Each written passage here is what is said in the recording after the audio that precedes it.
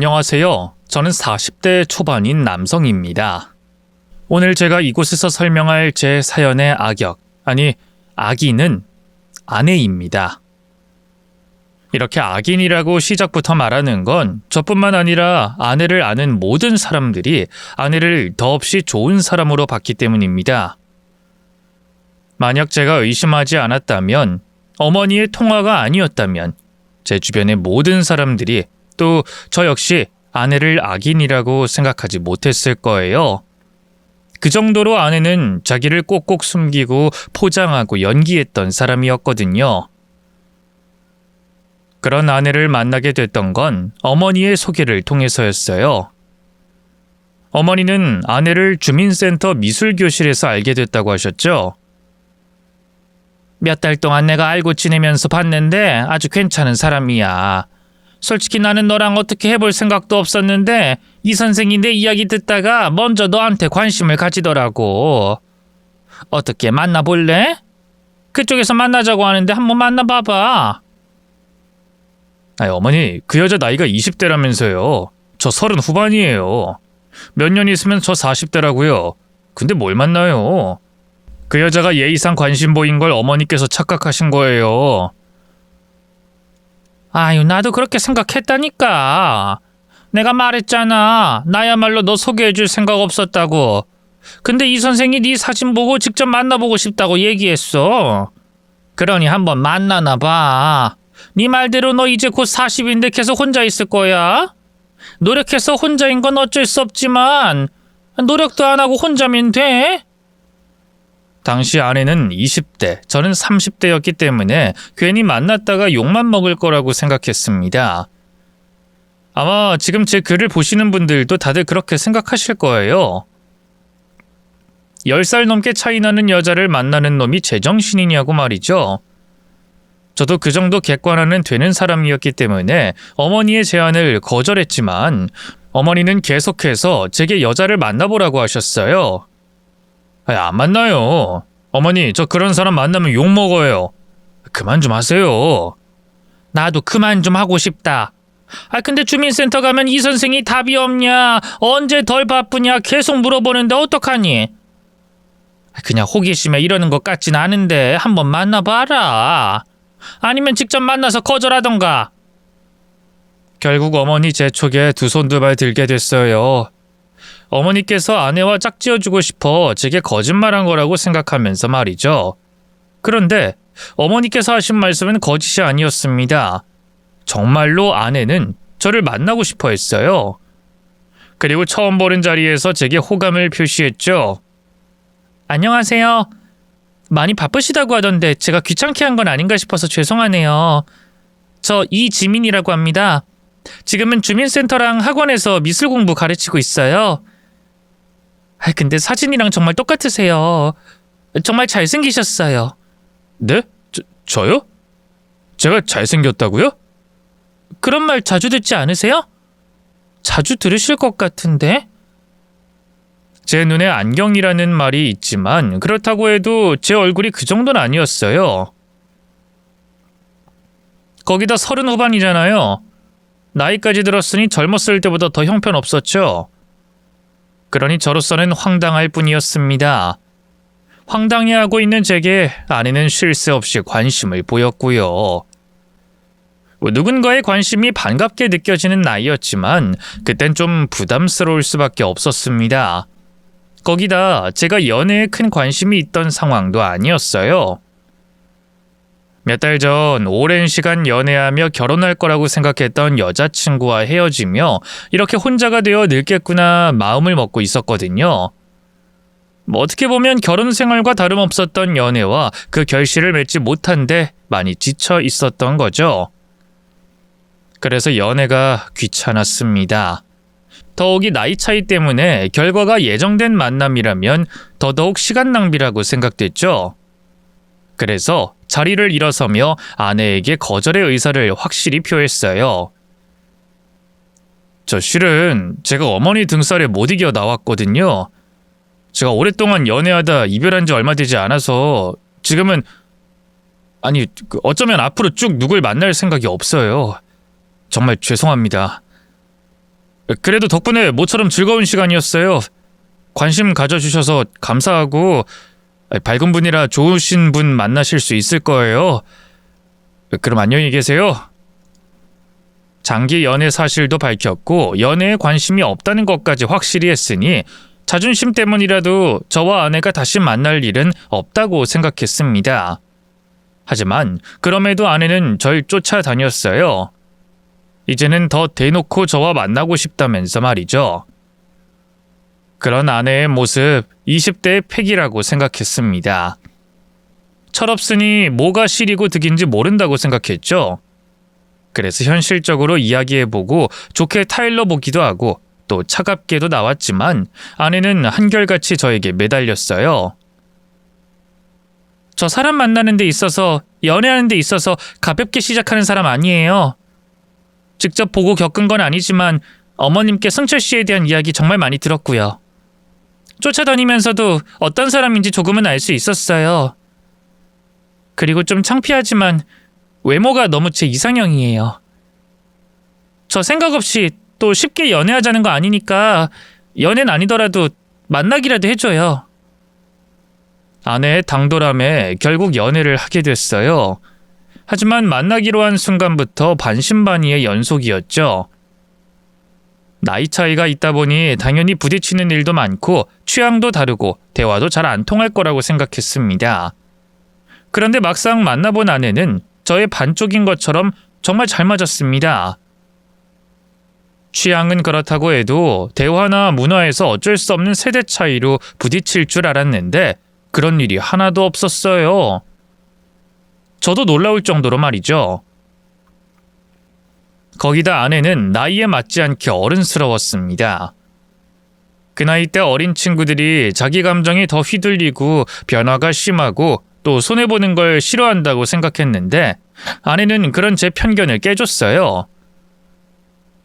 제가 연애하는 건지 아니면 보살핌을 받고 있는 건지 헷갈릴 정도로 제게 헌신적으로 잘했죠.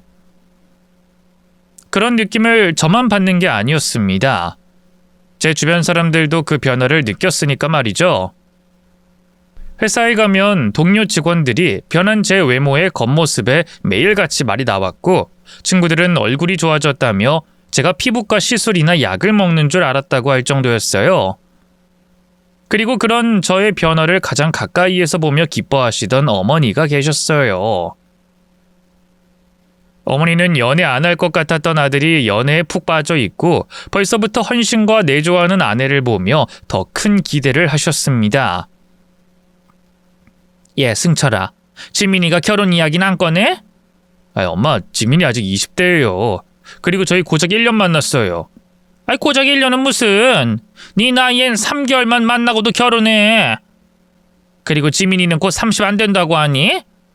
서로 좋아하고 확신만 있으면 결혼하는 거지 뭘 그렇게 따지긴 따져.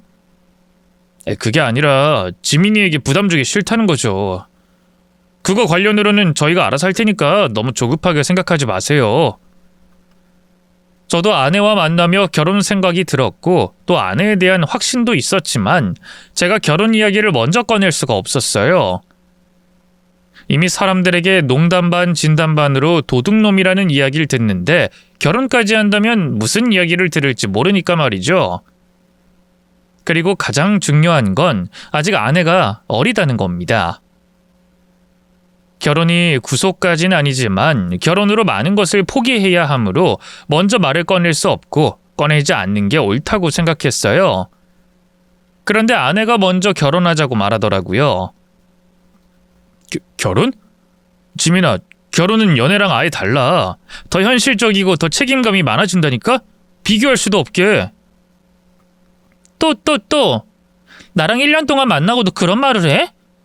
내가 쉽게 말하는 것 같아? 알아, 나도. 결혼하면 지금 자유로운 시절은 사라진다는 거. 그런데 그런 거 포기할 만큼 오빠가 좋은데? 그리고 내가 연애하기 전에 말했지. 나 진지하다고. 나 그때부터 결혼까지 생각하고 만난 거야.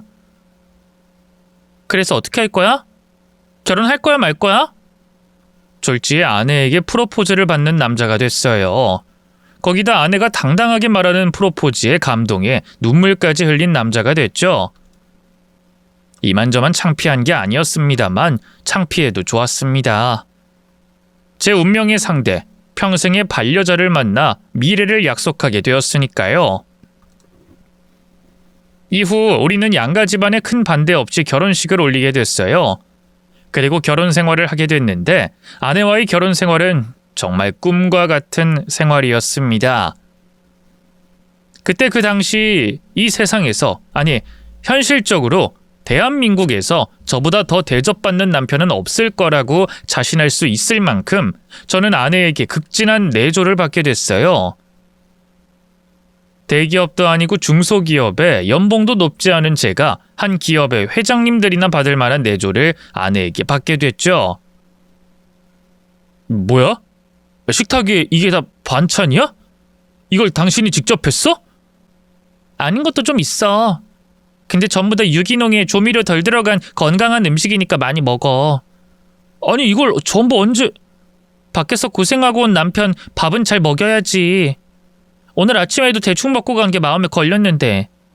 그게 무슨 대충이야. 나 평생 우리 어머니께도 그런 밥상 못 받아봤는데. 그럼 이제 그걸 대충이라고 생각해. 앞으로 그거보다 대충인 밥상은 없을 거고. 여보, 이렇게까지 안 해도 돼. 내가 뭐 얼마나 대단한 일 한다고. 다른 사람들이랑 똑같이 월급쟁이일 뿐인데. 월급쟁이가 뭐. 그리고 당신이라는 게 중요하지. 대단한 일이랑 다른 사람이 왜 나와? 나는 내 남편 왕처럼 대할 거야. 소중한 내 남편이니까. 조선시대든 요즘이든 이런 아내가 어디 있겠어요. 제 능력이 좋아 여왕처럼 해줄 수 있는 것도 아닌데 왕처럼 해주니 말이죠. 당연히 주변에서는 절 보고 부럽다고 아우성이 터졌습니다. 거기다 저에게만 잘한 게 아니라 저희 어머니께도 잘했으니 부러움을 더 샀죠. 어떻게 보면 그건 당연한 일일 수도 있습니다. 아내는 저보다 어머니와 먼저 친해졌으니까요. 나 주말에 어머님이랑 여행 다녀와도 되지? 둘이서? 당신도 가면 좋은데 토요일날 회사 나간다고 하지 않았어? 그렇지. 그냥 나는 시어머니랑 여행 가는 게 신기해서. 신기하기는 내가 어머님이랑 얼마나 친하게 지내는지 알면서. 어머님이랑 둘이 잘 다녀올 테니까 여행 가는데 당신은 걱정하지 마. 내가 어머님 약이랑 필요한 거 다 챙겨서 갈 거니까. 그리고 갔다 오면 당신에게 더 잘해줄 테니까 섭섭해하지 말고. 섭섭하긴 내가 더 고맙지. 아들이 못해주는 거 며느리가 대신해주는데. 당신이 정말 나보다 낫다. 아내를 만나고 제 인생이 바뀌었어요.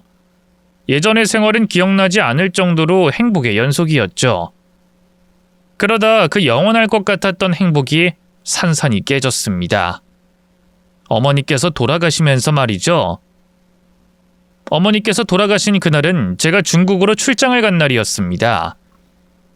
그런 일이 생길 거라고는 생각도 안 했고 오히려 제가 없으면 아내가 어머니를 모시고 오거나 어머니 댁으로 갔기 때문에 어머니 걱정은 더 하지 않았어요.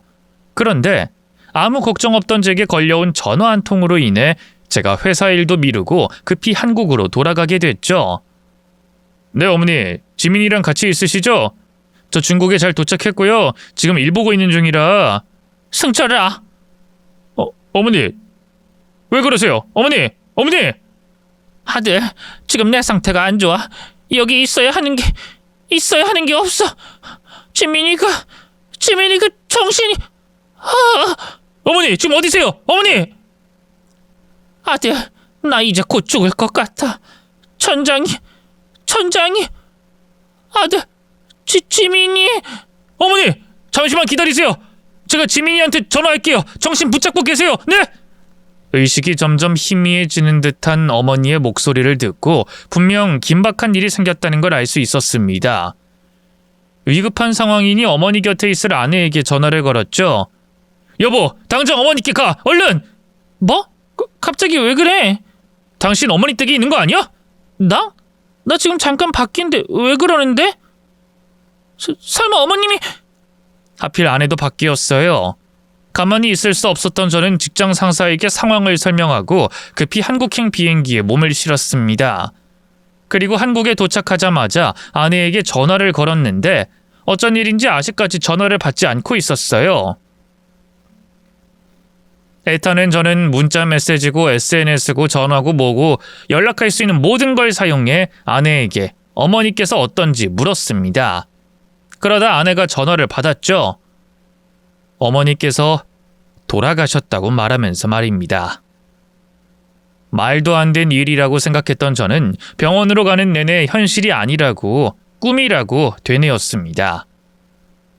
하지만 병원에 도착한 저는 싸늘한 주검이 된 어머니를 마주하게 됐죠. 저는 어머니께서 이렇게 허망하게 또 갑작스럽게 세상을 떠나실 거라고 생각 못했습니다. 어머니의 죽음을 도저히 받아들일 수가 없었죠. 그리고 도대체 왜 이런 일이 벌어진 건가 궁금했어요. 아무래도 어머니께서 인슐린을 맞아야 할 때를 잊으셨나 봐. 요즘 깜빡깜빡 하시던데 나랑 같이 있어서 시간 가는 줄 모르고 그러시는 줄 알았어. 그래서 나도 신경을 못 쓰고. 당신 갔을 때 문은? 어머님 댁 문은 제대로 잠겨 있었어? 수상한 부분 없었냐고? 없었어. 어머님도 방에서 누워 계셨고 인슐린도 깜빡하셨는데 뭘 드셨는지 혈당 때문에 쇼크까지 오셨나 봐. 아내의 설명에도 도저히 믿어지지 않던 저는 어머니께 죄송한 선택을 하게 되었습니다. 일형 당뇨 이외에 다른 질병도 없으신 어머니께서 갑자기 사망하신 게 도저히 납득되지 않아 사인을 분명히 해달라고 요청한 거죠.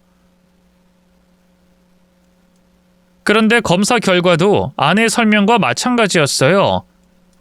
혈당으로 인한 쇼크와 호흡정지였죠. 그래도 저는 이해되지 않았습니다. 어렸을 때부터 일형 당뇨로 인슐린을 맞는 게 습관인 분이 그걸 잊었다는 게 말이 안 됐어요. 저는 어머니 장례를 치르면서도 또 장례를 치르고 난 뒤에도 어머니의 죽음에 대해 골똘히 생각했죠. 그러다 생각지도 못한 부분에서 의심이 가기 시작했습니다. 당장 어머니의 죽음과는 관련이 없었지만 아내를 의심할 만한 일들이 하나둘씩 떠올랐거든요. 그런데 그게 또 아예 관련이 없다고 할 수 없었던 게 어머니와 마지막 통화에서 아내 이름이 불렸기 때문이었죠. 그래서 그 기억들을 천천히 또 정확히 떠올리려고 했습니다. 제가 가장 먼저 떠오른 기억은 친구와 있었던 일이었어요. 아내와 결혼을 약속하며 행복한 미래를 상상하던 그때 친한 친구 녀석과 술 한잔을 기울이며 제가 결혼할 것 같다는 말을 한 적이 있었습니다. 그때 친구에게 들었던 그 말이 그제야 걸렸어요.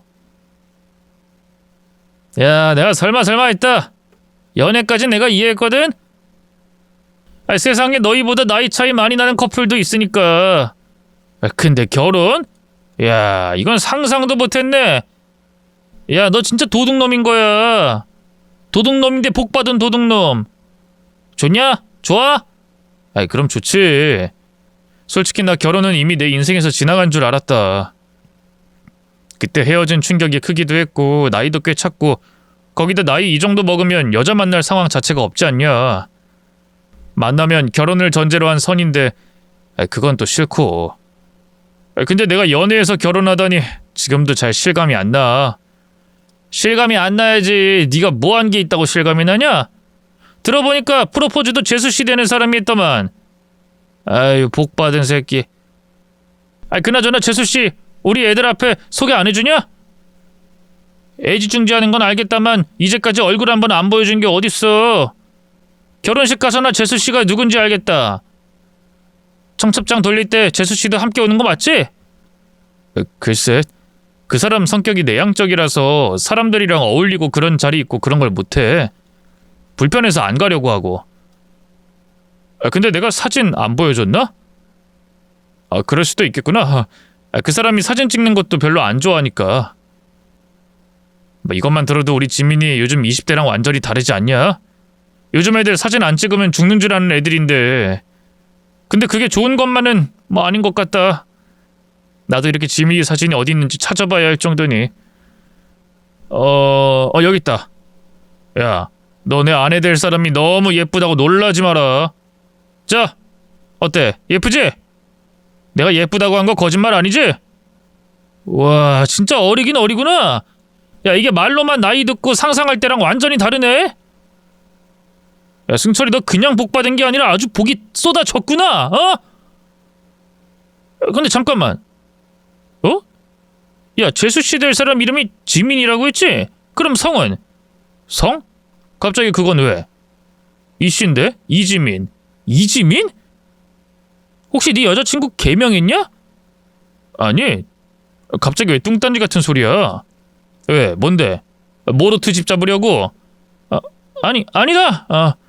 내가 아무래도 착각한 것 같다. 그래, 뭐 이 세상에 닮은 사람이 얼마나 많은데 설마 그 여자겠어. 거기다 이름도 다른데. 뭔데? 그렇게 말하니까 더 궁금하잖아. 거기다 누구길래 예쁜 우리 예비 와이프랑 착각해? 술자리에서 얘기 들으면서 본 사진이 있는데 야, 아무래도 내가 착각한 것 같아. 뭐 별거 아닌데 결혼 앞둔 네 앞에서 할 이야기는 아닌 것 같다. 나중에 너 결혼식 올리고 나서 얘기하자. 그땐 친구가 착각했다는 그 말에 어떤 관심도 없었습니다. 정말 친구가 착각한 거고 저와는 상관없다고 생각했어요.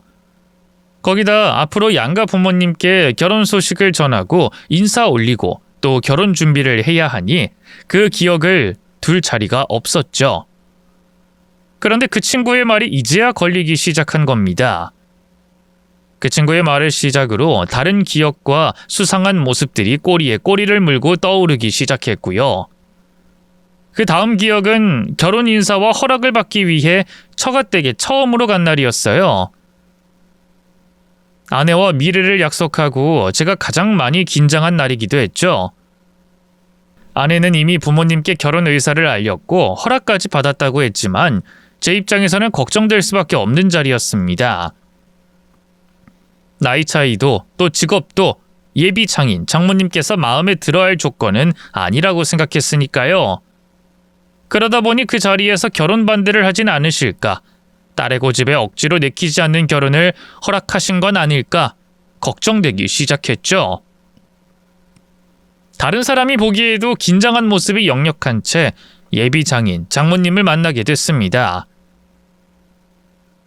그런데 제가 생각한 것과는 정반대로 예비 장인 장모님은 저를 반겨주셨어요.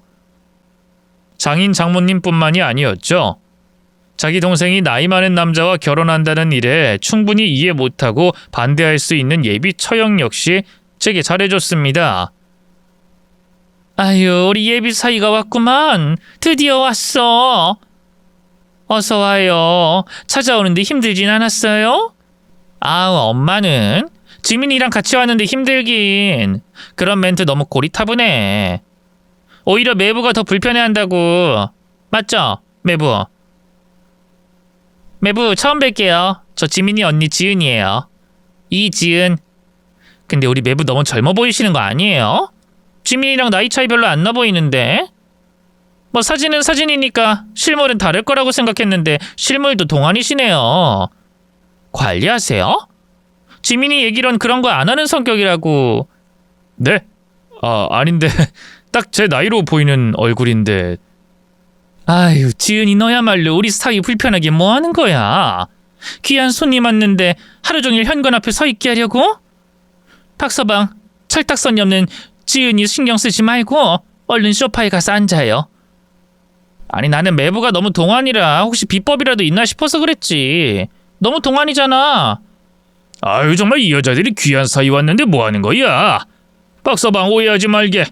우리 집사람들이 이렇게 들뜨고 정신없는 사람들이 아닌데. 자네가 온다고 하니까 긴장도 하고 좋아서 호들갑인 거니? 자, 그럼 앉지. 예상치 못한 환대에 정신이 없던 건 저였습니다. 예비 처갓집에서 이렇게 귀한 대접을 받게 될 거라고 전혀 생각하지 못했으니까 말이죠. 하지만 그런 환대 속에서도 저는 긴장을 좀처럼 풀지 못했습니다. 본격적인 결혼 이야기를 시작하면 분위기가 다를 수 있다고 생각했어요. 그러니 정신을 바짝 차리고 처가댁 식구들 사이에 있었죠. 그런데 그 이야기에서마저도 제가 걱정한 것과는 전혀 다른 방향으로 흘러가기 시작했어요. 저 말씀 중에 죄송한데 시간이 많이 늦어져서요. 결혼 허락과 앞으로에 대해서 말씀드려야 할 것 같은데. 아이고, 우리가 신이 나서 너무 즐기기만 했구만. 어쩐지 박서방 얼굴에 긴장이 안 풀려서 우리가 불편한가 싶었는데 그 얘기를 안 했네. 근데 박서방, 지금 우리 가족들 반응 분위기 보면 모르겠나? 이미 자네 우리 사위야. 결혼 허락하고 자시고 할 필요 없이. 자네님이 우리 가족이라니까? 지민이도 우리가 허락했다는 거 얘기했다고 들었는데? 네, 들었습니다. 근데 정식으로 뵙고 허락받은 다음 결혼식, 신혼집, 또 혼수, 혼례 등등 말씀드려야 해서요. 아우, 됐네. 자네나 우리 지민이나 성인 아닌가? 어린애도 아닌 사람들이 결혼하겠다고 했으면 계획이 있겠지. 그리고 오늘 자네를 보니 믿음직해 보이고. 우리는 지민이 결혼으로 요구하는 거 없네. 그저 두 사람이 행복하게 잘 살기만 하면 돼. 자네가 우리 지민이 행복하게 해줄 것 같아 보이고. 그러니 이제 표정 풀고 같이 즐기세. 네? 그래도 결혼식장이나 앞으로 저희 사는 집은... 됐어. 만약에 우리가 원하는 거 있으면 자네가 그렇게 할 건가? 강남 어디 펜트하우스에 신혼집 차리라고 하면 차릴 거야? 우리 생각하지 말고 자네 능력에 맞게 무리하지 말고 결혼식장이든 신혼집이든 구해. 사돈께도 우리는 다 맞춰드릴 테니 원하시는 대로 하시라 말씀드리고. 제 입장에서는 어리둥절한 처가 식구들의 반응이었습니다. 도대체 제 어디가 마음에 들어서 뭐든 상관없다는 건지 이해가 되지 않았어요. 아내가 아무리 제 칭찬을 했다고 해도 이렇게 아무런 검증도 없이 조건과 요구 없이 딸과의 결혼을 허락하고 환대할 수 있나 싶었죠. 그런데 시간이 지나면서 그런 의문점은 금방 사라졌습니다. 제가 믿음직하다는데 또 제가 한눈에 좋다고 하는데 이유와 원인을 더 어디서 찾겠어요. 원래 사람이 이유 없이 좋을 때가 있긴 있잖아요. 거기다 아내도 저를 한눈에 보고 반했다고 하니 그냥 아내가 또 처가 식구들이 내 운명의 상대고 가족이 될 운명인가 싶었죠. 제 입장에서는 반대보다는 환대가 더 말할 것도 없이 좋은 상황이니 더 이상 긴장과 걱정을 하지 않기로 했고요. 하지만 이제 와서 생각해보니 수상할 수밖에 없는 상황이었습니다. 그리고 마지막으로 또 하나의 기억이 떠오르며 제 머릿속 아내를 향한 의심을 지울 수가 없었습니다. 마지막 기억은 결혼식 당일에 있었던 일이었어요. 식이 시작되기 전 저와 아내의 결혼식장을 찾아와준 고마운 분들을 맞이하고 있었을 때였습니다. 한창 밀려들어온 하객분들과 인사를 하다 잠깐의 여유 시간이 생겼어요. 하객분들이 계속해서 찾아오고 계셨지만 먼저 와 있는 지인분들과 인사를 먼저 나누랴 한 번에 인사하려고 다른 누군가를 기다리거나 해서 제가 주변을 둘러볼 수 있는 여유가 생겼던 거죠. 그런데 그때 제 귀에 아내 친척분들이 나누는 대화가 들렸습니다. 아유, 근데 재혼이야, 초혼이야? 난 그때 결혼했다고 들은 것 같은데? 그래? 착각하는 거 아니야? 난 못 들었는데. 그리고 재혼이면 전화했을 때 얘기를 했겠지. 아우, 요즘 그게 뭐가 중요해. 결혼해서 행복하게 사는 게 중요한 거지. 아, 그걸 당연하지. 근데 그냥 궁금하니까 물어본 거 아니야. 또 왕래가 자주 있지 않다 보니까 내가 직접 물어보기도 좀 그렇고. 왕래가 없긴 하지. 아무리 타지 멀리서 산다고 하지만 안부 전화한 것도 생각해보면 10년이 넘었으니까 말이야. 아유, 그러고 보니까 나도 얘기 들은 것 같긴 하다. 결혼했다는 말. 이제야 생각이 나네. 맞지? 결혼했다고 했지? 근데 이상하다. 재혼이 할 수 있다고 해도 그럼 설명이 있어야 하는데 가타부터 설명도 없이 결혼 이야기만 해? 그러네? 아닌가 보지. 그땐 첫째일 수도 있는 거잖아. 그리고 그게 뭐가 중요해? 됐어. 결혼식날 쓸데없는 소리 하지 말자고.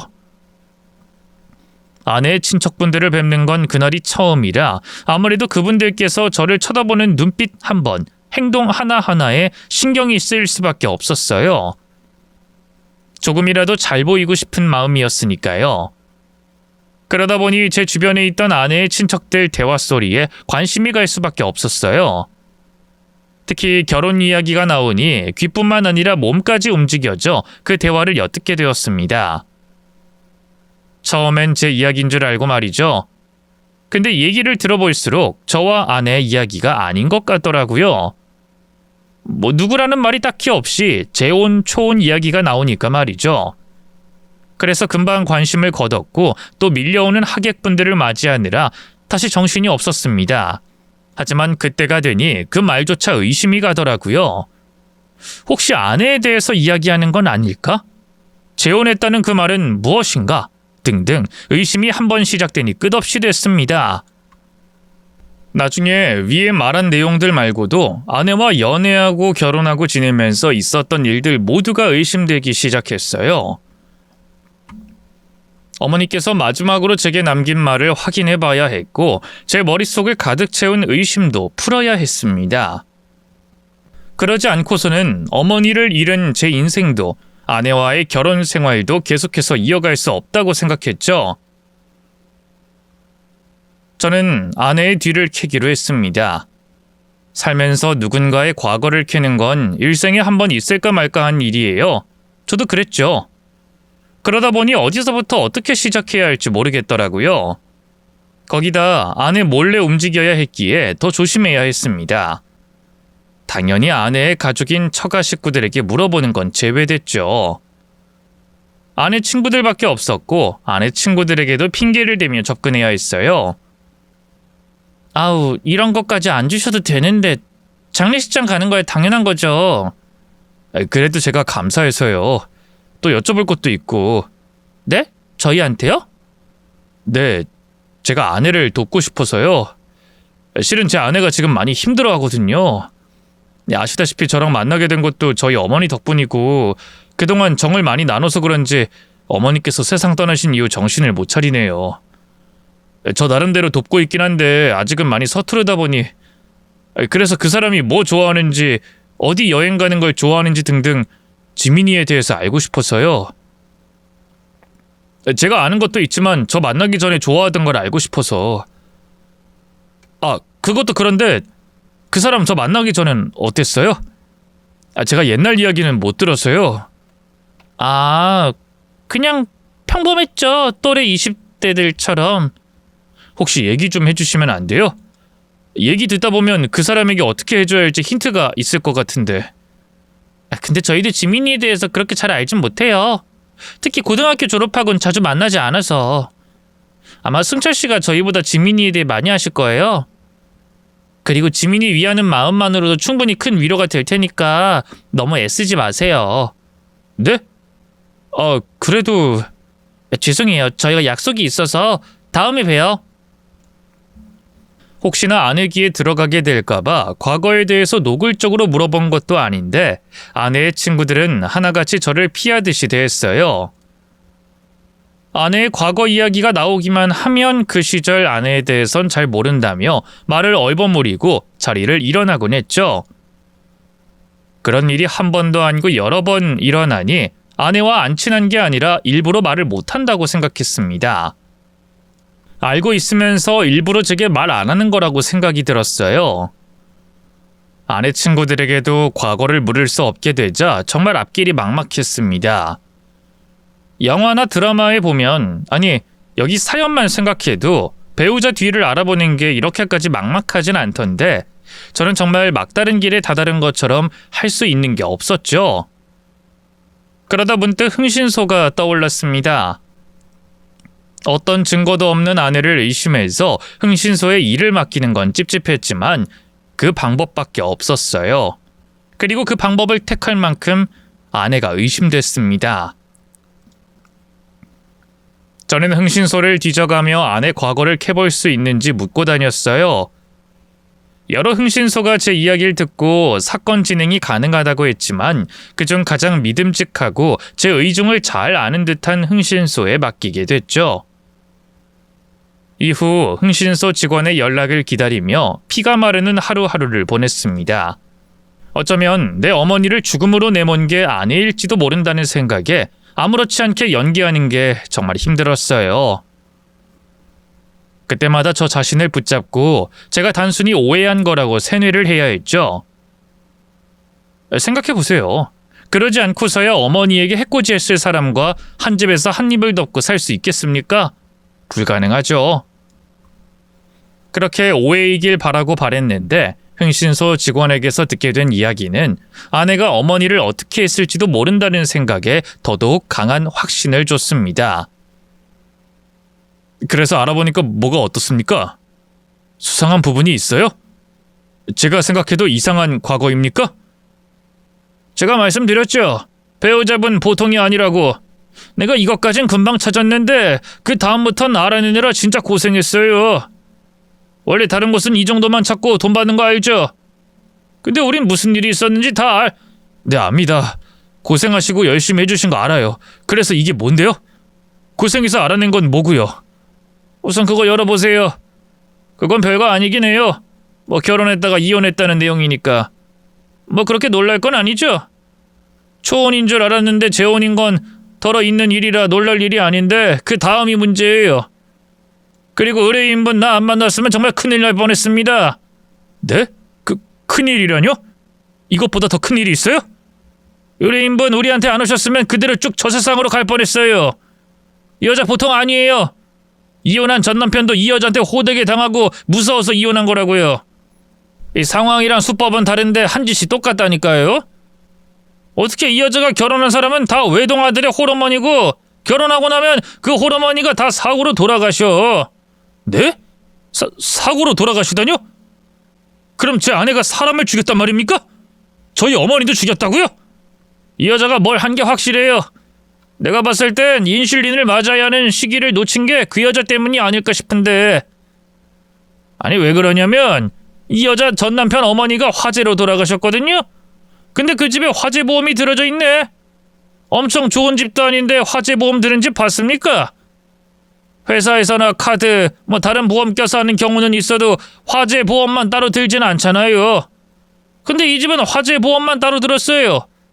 거기다 남편 앞으로 사망보험금이 들어져 있었고 수령이는 네, 의뢰인분 아내, 바로 그 여자인 거죠. 그 사건으로 이득을 본 사람이 바로 그 여자예요. 그리고 그걸 전 남편이라는 사람도 눈치챘나 봐요. 그 여자가 일부러 불을 질러 자기와 어머니를 죽인 후 재산과 보험금을 수령하려고 했다고 주장했는데 불을 누가 냈는지 증거가 없으니까 수사조차 하지 못한 거죠. 어쨌든 그 일로 여자랑 헤어졌어요. 그게 그 여자 22살일 때 일이에요. 그리고 바로 만난 사람이 바로 의뢰인분인데 비슷한 일이 또 일어난 거죠. 경찰은 증거가 있어야 하니까 의심이 가도 범죄라고 말하진 못하겠지만 나 이거 범죄라고 봅니다. 아마 기다렸을 거예요. 의뢰인분이 자리를 비우고 자기가 마음대로 계획하고 행동할 수 있었을 때를. 그리고 때마침 의뢰인 어머니께서 당뇨약을 복용하고 있으니 그걸 이용하면 되겠다 싶었고 의뢰인분도 이걸 의심한 거잖아요. 내가 알아낸 걸 보면 충분히 의뢰인분의 그 의심이 합당한 결론이라고 나오지 않습니까? 자, 여기 저번 사건에 대한 모든 기록입니다. 내가 아는 인맥 다 동원해서 빼낸 것도 있으니까 직접 확인해보세요. 흥신소 직원에게 제가 모르던 아내의 과거를 들으면서 결혼식 날 아내의 친척들이 한 이야기가 떠올랐습니다. 그날 그 대화가 다른 사람이 아닌 저와 아내를 향한 대화였다는 게 확실해진 거죠. 충격이었어요. 아내가 그 결혼했다는 것도 충격이었지만 돈을 노리고 일부러 화제를 낸 것 같다는 그 말이 충격적이었습니다. 만약 돈 때문이라면 제가 겪었던 그 상황도 말이 되었으니까요. 비록 저는 그다지 좋은 직장도 다니지 않았고 모아놓은 돈도 많은 편이 아니었지만 어머니께서는 달랐거든요. 아버지와 함께 평생 고생하시면서 많은 부를 일구신 분이셨습니다. 겉으로는 표가 나지 않았고 예전부터 아끼고 사시는 게 몸에 배셔서 소비하지 않으셨던 거지 돈이 많으셨어요. 그러니 돈이 목적이면 어머니의 죽음과 아내가 연결될 확률이 높았죠. 충격적인 이야기에 흥신소 직원이 준 서류를 몇 번이고 확인한 저는 친구와 있던 그 일에 대한 궁금증도 해소됐어요. 친구가 제 아내를 누군가와 착각했다고 한 말, 이름이 다르다고 한 말에 대해서 말이죠. 제 아내, 그 사건 이후 개명을 했더라고요. 그러니 제 친구가 얘기 알게 되었다는 그 사건의 사람과 제 아내가 동일 인물이 맞는 게 확실했어요. 이제 모든 의심이 탁탁 들어맞아가고 있었습니다. 더 이상 확인할 필요도 없었지만 마지막 결론을 내리기 전에 찾아가 확인해 볼 사람이 있었어요. 아내의 전 남편이었죠. 저는 우선 흥신소 직원이 알려준 주소로 찾아가 아내의 전 남편을 만나게 되었습니다. 그리고 만나게 된 전 남편은 아내가 이럴 줄 알았다는 반응이었어요. 내가 이럴 줄 알았다니까. 그래서 경찰한테 수사해달라고 한 건데 역시 내 생각이 맞았어. 그년이 우리 어머니를... 저 아프신 기억을 끄집어내서 죄송합니다만 어째서 다른 사람도 아니고 아내가 불을 지르고 어머님을 죽였다고 생각하시는 겁니까? 화재 보험만 해도 느낌이 오잖아요. 거기다 그 집에서 불이 날 수가 없었습니다. 우리 어머니 돈 아깝다고 낮이든 밤이든 콘센트 꽂혀 있는 꼴을 못 보시는 분이에요. 근데 합선이요? 그리고 하필 불이 난 근처에 기름이 왜 있습니까? 저희 집 원래 기름통 쓰지도 않았어요. 근데 그 여자가 뭐라고 말한 줄 알아요? 저희 어머니가 난방비가 아깝다면서 석유 난로를 샀다고 합니다. 그래서 기름통이 그 옆에 있었던 거래요. 말도 안 되는 소리를. 저희 어머니 옷에 껴입으면 더 껴입었지 돈 써서 난로 살 뿐 아닙니다. 그래도 우연히 겹쳐서... 우연이요? 그 여자 원래 절 노린 겁니다. 원래 제가 그 집에 있어야 할 시간에 급한 전화 받고 나가서 화를 피했지 아니면 나도 그날 죽었다고요. 그 여자가 진정 바라는 건 우리 어머니 재산과 내 사망보험금이었으니까. 애초에 나이 차이도 많이 나고 얼굴도 능력도 대단하지 않은 제가 좋다고 접근한 것부터 이상한 거 아닙니까? 그 여자 다 계획적으로 접근한 거예요. 처음부터 돈 노리고 접근한 거라고요. 그쪽도 무슨 일이 있어서 온 거라면서요? 그럼 진짜 큰일 당하기 전에 이혼하세요. 도망치던가 아님 나처럼 무슨 일 당합니다. 그 여자 가족들 모두 한패라고. 그쪽 지금 위험해요. 제 사정을 모르는 남잔 저 역시 자기와 같은 일을 당할 거라며 아내와 하루빨리 헤어지라고 했어요. 그 조언을 조금이라도 일찍 들어야 했는데 후회가 막심했습니다. 제 잘못된 선택으로 어머니를 잃게 된 것 같아서 아내를 용서할 수 없었던 저는 제가 가지고 있던 어머니와의 통화 녹음 파일과 흥신소에서 받은 서류 중 제가 확보할 수 있고 또 합법적인 증거, 또 저와 같은 일을 당했던 아내, 전 남편분에게 증언을 부탁하고 경찰에 신고했어요. 그리고 혹시라도 아내의 자백을 받을 수 있지 않을까 싶어서 제가 알고 있는 사실을 모두 털어놨습니다. 당신 어머니 돌아가시고 힘든 건 알겠는데 그래도 그렇지 나한테 그런 소리 하면 어떡해? 내가 어머니를 죽여? 내가? 그래 내가 죽였다. 내가 죽였어.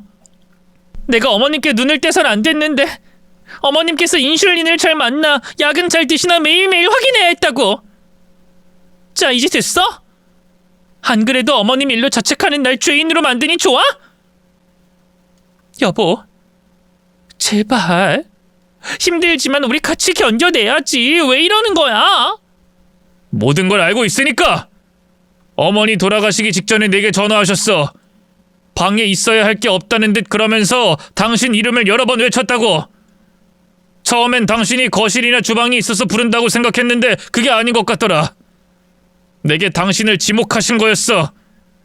그 방에 있어야 할 인슐린을 치운 사람, 그 방에서 못 나가게 한 사람, 당신을. 근데 그 통화가 마지막이라 당신이 무슨 짓을 했는지 나는 알 수가 없었지. 그날의 진실까진 모르지만 당신이 무슨 목적으로 내게 접근했고 그날 우리 어머니를 사망케 한 사람이 당신이라는 건 알게 됐어. 내가 당신 과거를 확인해봤거든. 어떻게 상황만 다른 똑같은 일이 있었더라? 당신은 용케도 잘 빠져나왔고. 여보 무슨 소리 하는 거야? 빠져나오다니. 빠져나온 거 아닌가? 전 남편 보험금 못하게 되고 의심받긴 했지만 시어머니 생명보험금에 이혼하면서 분할받은 재산까지 다 받았잖아. 아니야? 당신 아무것도 모르겠다는 그 역겨운 표정 그만 짓고 솔직하게 말해. 나 당신에 대해서 다 알아. 김지선! 이제 그만하라고! 나 당신 전 남편 만나서 다 듣고 오는 길이야! 그러니 그만하라고!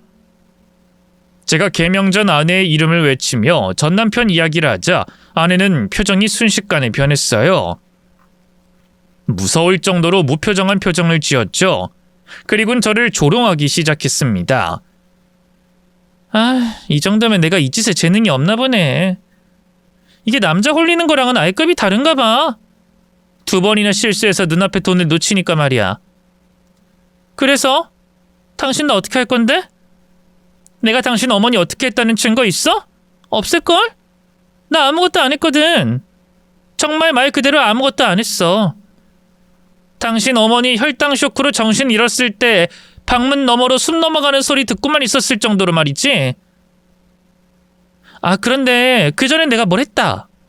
어머님 방 청소 열심히 해서 그 안에 있던 인슐린은 다 뺐고 똑같은 음식인 척하면서 죄다 혈당 올리는 걸로 준비했지. 요즘엔 인공 감미료 때문에 달아도 당성분 낮은 거라고 하면 그만이거든. 그래서 당신 어머니 속이기 쉬웠어. 근데 그것도 내 잘못인가? 어머님 그때 정말 맛있게 잘 드셨는데 방도 너무 깨끗하다고 말씀하셨고. 이런데 무슨 증거 있어? 내가 떳떳하지 못할 게 있나? 당신! 내가 당신 가만 안 둘 거야. 당신 기필코! 기필코 뭐? 어떡할 건데? 이렇게 코앞에서도 아무것도 못하는 당신이 뭐? 괜히 힘 빼고 돈 날리는 짓 하지 말고 이혼할 거면 얼른, 그리고 조용히 하자. 당신 어머님께 받은 재산 그 중에 일부는 내 몫인 거 알지? 나 일부러 그 돈 받으려고 어머님 수발 들면서 이렇게 메시지로, 사진으로 증거 남겨둔 거야. 내가 그 돈의 일부는 받을 자격이 있다는 걸 확보하려고. 근데 좀 아쉽긴 하다. 사실은 당신 옆에 있으면서 남은 인생 편하게 살려고 했거든. 당신 어떻게 생각 바꿀 수 있어? 내가 지금만큼은 아니지만 아내로서 잘해줄게. 그러니까 당신 어머님 돈 나도 쓰면서 편하게 살자. 응? 아니 원래 그 돈이 전부 내 거라고 생각하다가 조금밖에 못 받는다고 하니 아쉬워서 말이야. 절 조롱하며 어머니까지 욕되게 하는 그 여자의 쌍판떼기를 날려버리고 싶었지만 참아야 했어요. 제 생각보다 쉽게 자기가 한 짓을 술술 자백하고 있었으니까요. 저는 손이 올라가는 걸 겨우 참고 제 집에서 나왔습니다. 그리곤 수사를 부탁한 경찰에게 찾아가 방금 녹음한 아내와의 대화를 전달했죠. 제발 수사가 진행되길 바라면서 말입니다. 그 간절함 때문이었는지 아니면 마지막 녹음에서 아내의 자백이 확신을 줬는지 형사님은 수사를 해보겠다고 제게 말씀해 주셨어요. 결과는 장담할 수 없지만 범행을 밝히고 죗값을 받게 해보겠다며 수사를 정식으로 건의해보겠다고 말씀해 주셨죠. 아내가 어머니를 죽였다는 의심에서 시작한 저로서는 그보다 반가운 대답이 없었습니다. 아내와 이혼을 준비하면서 수사 결과가 나오기만을 기다렸죠. 다행히 집 앞 CCTV로 인해 어머니가 돌아가시던 시간에 아내가 집안에 있었다는 걸, 또 휴대폰을 사용하고 있었다는 걸 입증할 수 있었습니다. 그리고 아내의 휴대폰에서 혈당 쇼크와 사망에 대한 검색 기록이 나오며 아내는 간접적으로 어머니를 사망케 했다는 혐의로 형사고소가 되었어요. 다만 아쉽게도 행위에 대한 고의성을 밝힐 수 없다고 판단해 교도소에서 죗값을 받는 시간은 길지 않았습니다. 아쉬운 결과였지만 그게 다가 아니었기 때문에 실망하지 않기로 했어요. 어머니 사건으로 시작된 수사가 아내 전 남편 어머니의 화재 사망 사건으로도 이어지며 아내는 다시 한 번 더 재판을 받아야 했거든요. 현재 그 사건은 진행 중에 있습니다. 그 사건보다 더 늦게 벌어졌던 저희 어머니 사건이 아내의 죄를 인정했기 때문에 이번에도 무난히 승소할 거라고 예상합니다. 하지만 승소보다 중요한 건 죗값의 무게라고 생각해요. 부디 이번엔 죄의 무게를 무겁게 내려 긴 세월 교도소에 있길 바라겠습니다. 그리고 하나 더. 자식의 잘못을 분명히 알고 있으면서도 이를 감싸고 함께 가담한 그녀의 가족들에게도 어떤 식으로든 처벌이 내려지길 기도합니다.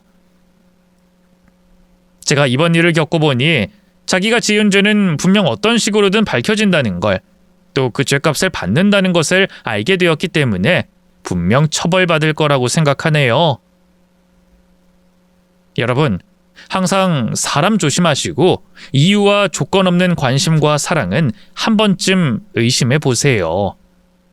저처럼 가족을 잃는 비극을 겪지 마시고요. 사연 끝까지 읽어주셔서 감사드리고 안녕히 또 행복하게 지내시길 바라겠습니다.